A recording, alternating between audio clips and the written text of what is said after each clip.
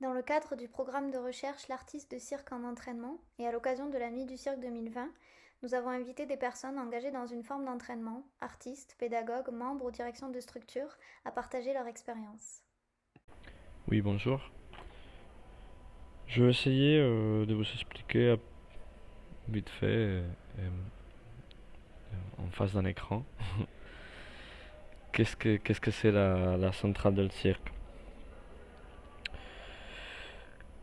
D'abord, je m'appelle Anton Ordonez, je suis le directeur artistique de la centrale en ce moment, co-directeur parce que nous sommes deux avec ma sœur, Elena Ordonez. Et j'y suis maintenant. Je ne vais pas vous envoyer des images parce que je pense que cette information va être diffusée en audio. Mais voilà, la centrale del cirque, c'est un bâtiment énorme, un espace énorme en béton. Au forum, c'est un endroit qui est à côté de la mer, carrément en face de la mer à Barcelone. Et c'est un espace qui a été construit avec le nom de Forum des cultures. Mais c'est un projet de spéculation, on dit en espagnol. C'est un projet voilà, moi je comprends et j'entends, et plein de personnes entendent comme un projet de destruction d'un quartier, on va dire de transformation de la ville de Barcelone, dans de ces quartiers, de ces espaces, pour construire un endroit de rencontre où il y a des festivals qui s'organisent, il y a eu un espèce de forum de culture qui s'organisait, mais qui finalement est resté plutôt vide. Hum, Il y a, il y a 10 ans, dans cet espace, il y a eu une lutte, une réclamation de la part d'un collectif qui sortait de la Macabra, qui était un squat, où il y avait un énorme espace d'entraînement et un espace d'habitation aussi pour les gens qui venaient à Barcelone et toutes les personnes qui venaient de passage pour s'entraîner ici et les personnes qui étaient ici aussi. Et cet espace a été détruit et en même temps il y a eu la volonté euh, de, de la part de l'association des professionnels du cirque catalan de, de réclamer un espace pour pouvoir s'entraîner, un espace de cirque à Barcelone où ça devenait de plus en plus difficile de trouver des espaces pour s'entraîner. Et et il y a eu une volonté aussi de l'institution, de l'ICUP, de la mairie de Barcelone, c'est un peu le ministère de la culture de la mairie de Barcelone, on va dire, qui a créé un circuit de fabrique de création, de lieux de création pour les artistes à Barcelone, dont maintenant la centrale fait partie. Et il y a eu aussi une volonté de la part de la Generalitat, du coup le gouvernement régional, on va dire catalan, pour financer ce projet. Il est né dans un chapiteau de cirque qui est dans cet espace aussi, qui a un grand parc, on va dire un peu qui pourrait ressembler à la Villette à Paris, on va dire, mais en face de la mer. Et après, il s'est déplacé là où on est. Là où on est. C'est voilà, un bâtiment. On a une énorme salle d'entraînement qui est très bien équipée, très bien équipée, avec une énorme capacité pour accueillir toutes les techniques de cirque, toutes les disciplines. On a les bureaux du coup de la centrale. On a les bureaux aussi de la PCC, du coup de l'Association professionnelle de cirque de Catalogne. Et on a plusieurs espaces aussi de résidence, dont un qui est une salle, on va dire, avec un gradin qui peut accueillir 70 personnes 80 personnes. Hum, il y a, on a fait un peu, pour vous présenter, vous parler de la centrale, on a fait un peu une analyse, on va dire, de types d'entraînement qui se produisent ici. Euh, on va dire qu'il y a un entraînement qui travaille pour la mise au point euh, du corps, pour le travail. On a un entraînement qui est plus une répète, on va dire. Il y a plein de gens qui répètent dans la salle d'entraînement leur numéro, leur spectacle aussi, plutôt des bouts de spectacle. Il y a des gens qui viennent pour expérimenter, pour échanger avec d'autres personnes qui s'entraînent ici autour de la discipline et pour expérimenter aussi eux-mêmes. Bon, il y a aussi un petit espace, un gym, et il y a un espace aussi de danse, un tout petit espace de danse avec un tapis de danse. Et, on s'est rendu compte aussi qu'il y a pas mal de gens qui viennent ici pour s'amuser. C'est devenu au fur et à mesure, bon maintenant avec le Covid c'est compliqué, mais il y a plein de gens qui viennent ici pour s'amuser avec leur discipline, avec leur travail, avec leur métier. Et il y a un échange un peu qui peut être aussi limite avec l'expérimentation, mais voilà. Et du coup, mise au point, répétition, expérimentation, amusement. C'est ça un peu ce qui arrive dans la salle. Et après, comme il y a un espace cuisine aussi, euh, et un espace pour manger, pour être, et dehors il y a un espace couvert, très agréable vu qu'il y a la mer en face. Même si pour arriver ici c'est super compliqué, mais une fois qu'on est là, il y a un espace très agréable. C'est un lieu de rencontre aussi très important dans une ville qui est pas énorme mais qui est grande et dans laquelle c'est devenu très cher d'habiter, donc il y a pas mal de gens qui viennent de loin. Et surtout l'hiver, on a en relation à d'autres espaces qui sont plus dans l'autogestion, on a le bénéfice de être chauffé. On a le chauffage. Et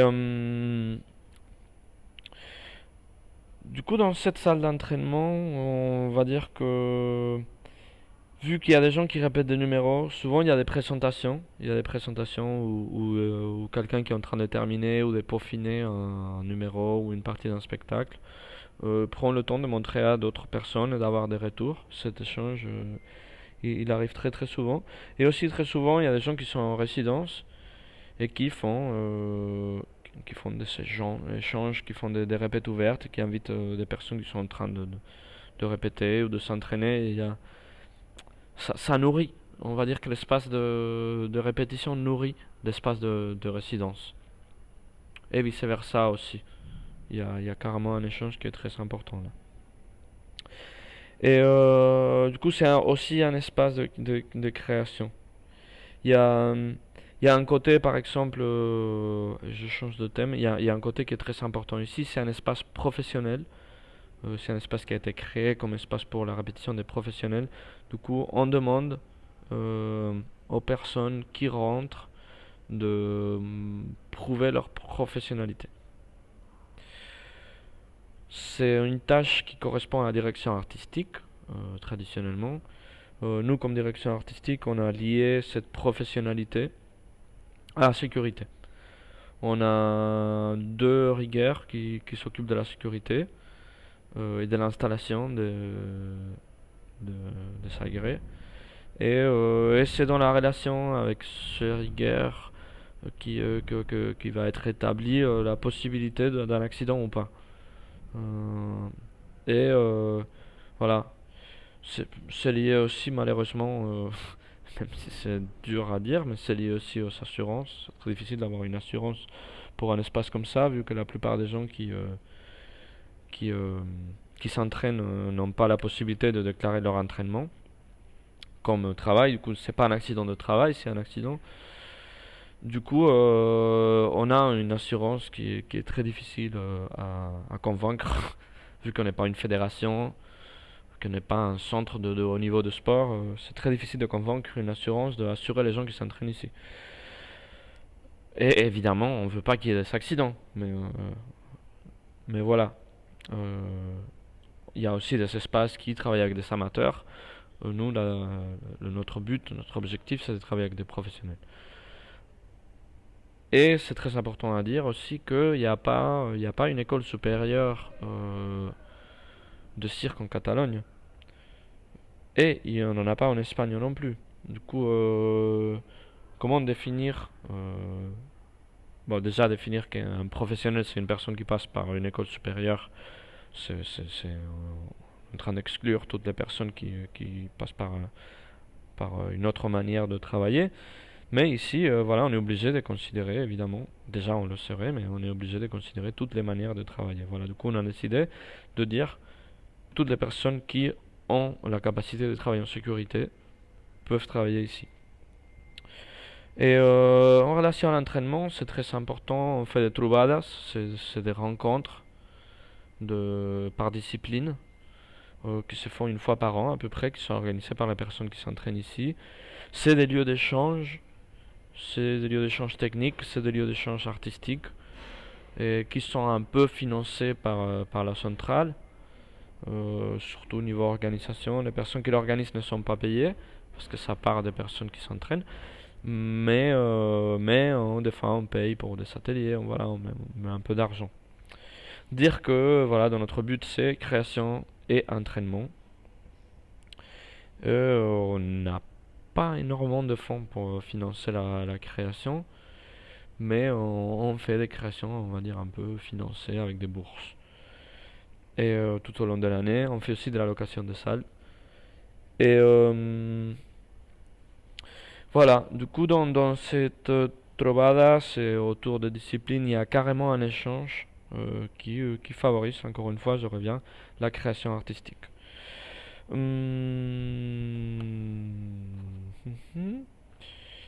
Qu'est-ce que je peux vous raconter d'autre? Bon, on parlait pendant le très bon travail qui a été fait dans la rencontre autour de l'entraînement.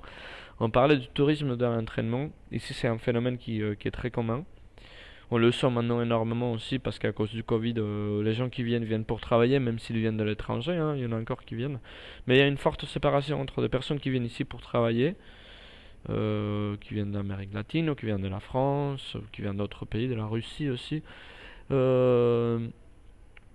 et des personnes qui viennent pour passer 2 semaines à Barcelone, passer un très bon moment, et en même temps, surtout autour de la corde par exemple, l'événement de la Trobada de Corda, c'est un événement où on a plein de gens qui viennent de partout, des pays souvent où il y a, on va dire, riches, pour passer un bon moment et s'entraîner ici.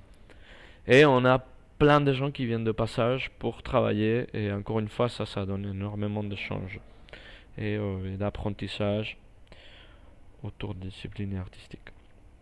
Voilà. Revenir sur la question de du lieu social, du lieu d'échange. Dire qu'il y a aussi tout un réseau d'endroits. Cet espace qu'il y avait avant à la Macabra où les gens venaient habiter, maintenant ça s'est fait d'une manière informelle. On n'a pas une on n'a pas capacité d'accueil. Des fois, on utilise la capacité d'accueil d'autres centres de fabriques de création à Barcelone, surtout pour les gens qui viennent en résidence ou qui viennent pour des projets concrets. Mais vu qu'on n'a pas un espace où loger les gens qui viennent s'entraîner ici, on n'a pas un espace de caravane, on voudrait bien. Il y a tout un réseau de maisons collectifs, de squats, des lieux qui accueille les gens qui viennent s'entraîner ici. On va dire aussi que il me reste 1 minute et je voudrais parler un peu de qu'est-ce que le Covid a fait ici. On arrive à garder notre activité ouverte en tant qu'activité professionnelle. Surtout, on a utilisé un protocole qui est en lien avec les centres au niveau sportif. Du coup, on reste ouverte aussi parce que la mairie est plutôt réceptive à notre travail. Et l'espace, il appartient à la mairie, hein. C'est un espace qui est cédé par la mairie. Et du coup, il y a la partie sociale qui a été surtout nuit par les questions des protocoles Covid. On a divisé l'espace en plusieurs parties et on arrive à garder cette idée d'entraînement avec des collectifs d'entraînement et des collectifs artistiques qui s'entraînent dans la salle d'entraînement. Et voilà, voilà, 15 minutes. Merci.